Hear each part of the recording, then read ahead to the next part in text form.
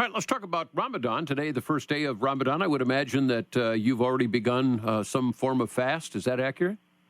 We fast. The Quran says in the second chapter that fasting has been prescribed for you as it was prescribed on the previous dispensation. So Christianity had the Lent. They had a 40-day fast. The Jews also had fasting. So we fast for 30 days during Ramadan. Every month. It's a lunar. Every year there's a month. It's a lunar month, so it changes by 11 days every year. So right now we're in the most difficult time because it's the longest day of the year, and so we're fasting. I started at 3:30 this morning, and I'll end at 8:30. And we don't eat, drink, or have any intimacy with our spouses during this time. Okay, how about reading the Quran?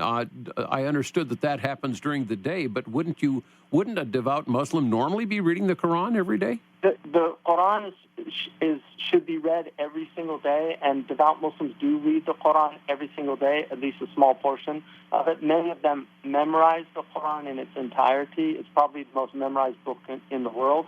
And we have millions of people that memorize it. And then during Ramadan, we have what's called a hafiz, who will lead the prayers. We have congregational prayers that last for about an hour to an hour and a half. And each night, 1/30th of the Quran is read. And so over the course of Ramadan, the entire Quran will be completed. And it's a time where people, we say it's 30 days of Christmas. Muslims tend to be on their best behavior. I know you're very aware of the kind of what they call the Christmas and Easter Christians. Sure.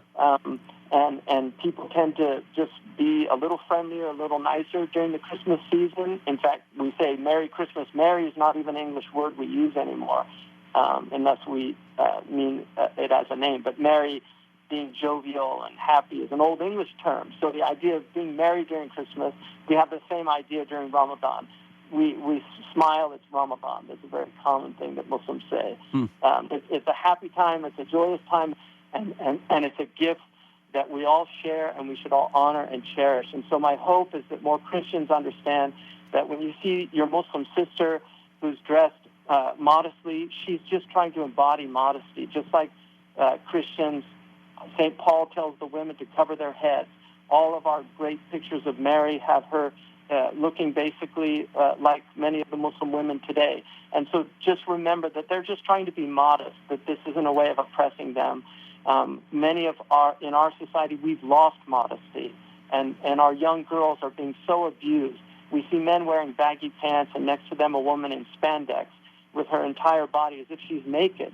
And one of the things that we know, we share this, that we're meant to veil our nakedness.